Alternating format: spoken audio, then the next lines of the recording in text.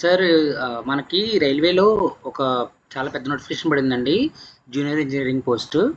దీని గురించి ఇప్పుడు డీటెయిల్‌గా దీంట్లో మనం డిస్కస్ చేద్దాం. ఈ పోస్ట్ వచ్చేసి ఏంటంటేనండి, junior engineer and depot material superintendent. అంటే ఏంటంటే జూనియర్ ఇంజనీర్స్‌కి అలాగే డిపో అంటే వాళ్ళకు డిపోలో ఉన్న మెటీరియల్ సూపరింటెండెంట్ అంటే సూపరింటెండెంట్‌కి ఒక రిక్వైర్మెంట్ పడిందండి. మొత్తం చాలా పోస్టులు అయితే పడ్డాయి. 3000 పోస్టులు పడ్డాయండి. ముందుగా దీనికి చూసుకున్నట్టయితే కనుక మనకి ఆన్లైన్ అప్లికేషన్స్ 14వ తారీఖు నుంచి ఈ ఆన్లైన్ అప్లికేషన్ అయితే మొదలైందండి. ఈ నెల 14వ తారీఖున ఆల్రెడీ మొదలైపోయింది. లాస్ట్ డేట్ వచ్చి ఏంటంటే ఇంకొక నెల 13వ తారీఖున వరకు ఉందండి. ఇంకొక 4 రోజులు ఉంది. మనకి లాస్ట్ డేట్ ఆఫ్ అప్లికేషన్ ఏంటంటే 15వ తారీఖున. అంటే ఏంటంటే మనకి 15వ తారీఖుతో మొత్తం లేట్ తో కూడా మనకి ఫీజు పేమెంట్ 15వ తారీఖుతో అయిపోవాలండి మొత్తం అంతా కూడా. ఏమైనా కరెక్షన్స్ అవన్నీ కూడా మనకి ఈ డేట్స్లో మనకి ఇస్తున్నారనమాట. అండ్ ముఖ్యంగా దీంట్లో చూసుకుంటే కనుక జూనియర్ ఇంజనీర్ డిపోట్ మెటీరియల్ సూపరింటెండెంట్లో లెవెల్ 6 పే స్కేల్ వచ్చి ఇనిషియల్గా 3400 ఇస్తారండి. దీనికి ఏజ్ వచ్చి 18 to 33 ఇయర్స్ ఉండాలి. మనకి 4000 పోస్టులు 4000 పోస్టుల దగ్గరగా ఉన్నాయండి. అలాగే ఇంకోటి ఏంటంటే దీంట్లోకి వచ్చినప్పటికి మనకి దీంట్లో ఫీజు పేమెంట్ డీటెయిల్స్ గురించి చూద్దామండి. ఇప్పుడు ఇది నోటిఫికేషన్ నేను చూపిస్తుంటా. ఫీజు పేమెంట్కి వచ్చారంటే చూడండి, ఇక్కడ మొత్తం అందరికీ కూడా అంటే బాయ్స్ అందరికీ కూడా అబ్బాయిలందరికీ కూడా 500 రూపాయలు అండి. ఎవరైతే ఫస్ట్ ఎగ్జామ్ అటెంప్ట్ చేస్తారో 400 రూపాయలు మళ్ళీ మనకి తిరిగి వచ్చేస్తాయి. సో మనకి ఫీజు వచ్చి యాక్చువల్గా 100 రూపీస్ మనం పే చేయాల్సిన అప్లికేషన్ ఫీజు అయితే 500 రూపీస్ అండి. అలాగే అమ్మాయిలకి ఎస్సీలు ఎస్టీలు ఎవరైతే ఇంకా ట్రాన్స్జెండర్లు కానీ మిలిటరీస్ ఎవరైనా ఉన్నారనుకో వాళ్ళకైతే 250 రూపీస్ అండి. ఎవరైతే కనుక మనకి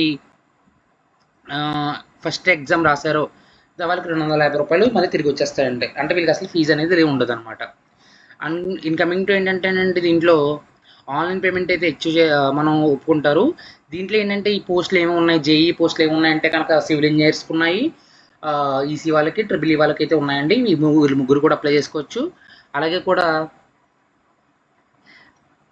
ఒక నిమిషం అండి.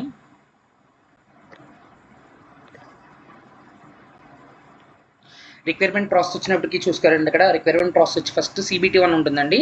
CBT 1లో ఎక్కువ ఏమి అడుగుతారంటే అథమెటిక్ అండ్ రీజనింగ్ అడుగుతారు. అలాగే జనరల్ అవేర్నెస్ అడుగుతారండి. సెకండ్ CBT 2 ఏంటంటే జేఈ వాళ్ళకి ఏంటంటే మనకి వాళ్ళ కోర్ సబ్జెక్ట్స్ ఎక్కువ అడుగుతూ ఉంటారు. తర్వాత డాక్యుమెంట్ వెరిఫికేషన్, దాని తర్వాత మెడికల్ ఎగ్జామినేషన్ ఉంటుందండి. ఇవి 4 కూడా process. First CBT 1, CBT 2, document verification, medical examinations అండి. ఇవి ప్రాసెస్. ఫస్ట్ CBT 1 వచ్చి 90 మినిట్స్ ఉంటుంది. మొత్తం 120 క్వశ్చన్స్ అయితే ఉంటాయి. 120 మినిట్స్ అయితే ఉంటుంది. మొత్తం నెంబర్ ఆఫ్ క్వశ్చన్స్ వచ్చి అయితే 100 క్వశ్చన్స్ అండి. మనకి 90 మినిట్స్ ఉంటుంది. 100 క్వశ్చన్స్ని మనం 90 మినిట్స్లో రాయాలి. దీంట్లోకి వచ్చినప్పటికి ఏంటంటే mathematics, general intelligence and reasoning, general awareness, physical science అనేది ఇదిగోండి మార్క్స్. CBT 1లో ఎలాగా మనకి ఈ సెక్షన్లో mathematics 30 rupees 30 marks, general intelligence reasoning 25 marks, general awareness 15 marks, general science వచ్చి 30 మార్క్స్ అండి. మొత్తం టోటల్ 100 మార్క్స్కి మనకి 90 మినిట్స్లో కంప్లీట్ చేయాలండి. ఇవన్నీ కూడా ఫస్ట్ ఎగ్జామ్. ఎవరైతే ఫస్ట్ స్టేజ్ ఆఫ్ ఎగ్జామ్ అయితే ఎవరైతే క్వాలిఫై అవుతారో వాళ్ళే సెకండ్ స్టేజ్ ఆఫ్ ఎగ్జామ్కి వెళ్తారు. సెకండ్ స్టేజ్ ఆఫ్ ఎగ్జామ్లో మనకి ఏంటంటే జనరల్ అవేర్నెస్ ఉంటుంది. అలాగే ఇక్కడ ఏంటంటే నెంబర్ ఆఫ్ క్వశ్చన్స్ 150 ఉంటుందండి. 150 క్వశ్చన్స్ ఉంటాయి. అలాగే ఫిజిక్స్ అండ్ కెమిస్ట్రీ ఇక్కడ ఏంటంటే మనకి 6th క్లాస్ నుంచి లేదా 4th క్లాస్ నుంచి అడగచ్చు. 4th క్లాస్ నుంచి 10th క్లాస్ వరకు ఏదైనా అడగచ్చు.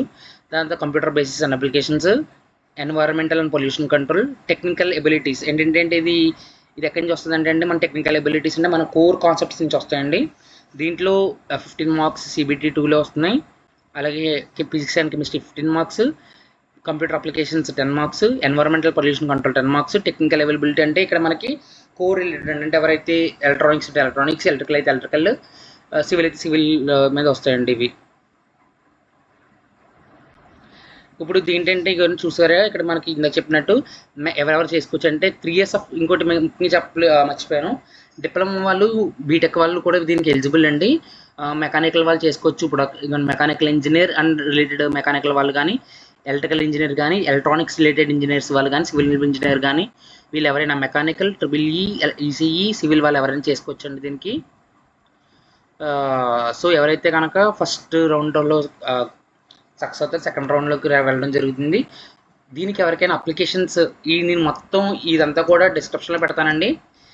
ఇది మనం అప్లై చేస్తాము. ఎవరికైనా అప్లికేషన్ కావాలంటే మాకు డైరెక్ట్గా మేము నెంబర్ కూడా ఇస్తాం డిస్క్రిప్షన్లో, నోటిఫికేషన్ కూడా పెడతాం. మాకు ఒకసారి డైరెక్ట్ కాంటాక్ట్ అవ్వండి. మేము ఏమేమి కావాలి ప్రూఫ్లు కూడా చెప్తాము. అంటే ఈ వీడియోలో కూడా చెప్తాను. ప్రూఫ్లు ఏమేమి కావాలంటే కనుక దీనికి అప్లై చేసుకోవడానికి caste certificate, income certificate, Aadhaar card, study certificate, మనం ఎంత బీటెక్ అయితే చదివితే కనుక బీటెక్ ప్రొవిజన్ సర్టిఫికేట్ అవి కావాలండి. డిప్లొమా అయితే కనుక డిప్లొమా ప్రొవిజన్ సర్టిఫికేట్, దీంతోపాటు 10th క్లాస్ సర్టిఫికేట్ కావాలండి. ఒక passport size photo, number, signature ఇవన్నీ కూడా అప్లోడ్ చేస్తే మనకి అప్లికేషన్ అనేది అవుతుంది. బాయ్స్కి అయితే 500, గర్ల్స్కి వచ్చిన 250. వన్స్ ఎగ్జామ్ రాస్తే కనుక వాళ్ళ అమౌంట్ అనేది 400 అనేది బాయ్స్కి రిటర్న్ వస్తుంది. యాజ్ వెల్ యాజ్ గర్ల్స్కి వచ్చినప్పటికి ఏంటంటే మనకి 250 రూపీస్ మొత్తం అమౌంట్ అంతా కూడా రిటర్న్ వస్తుందండి. Thank you.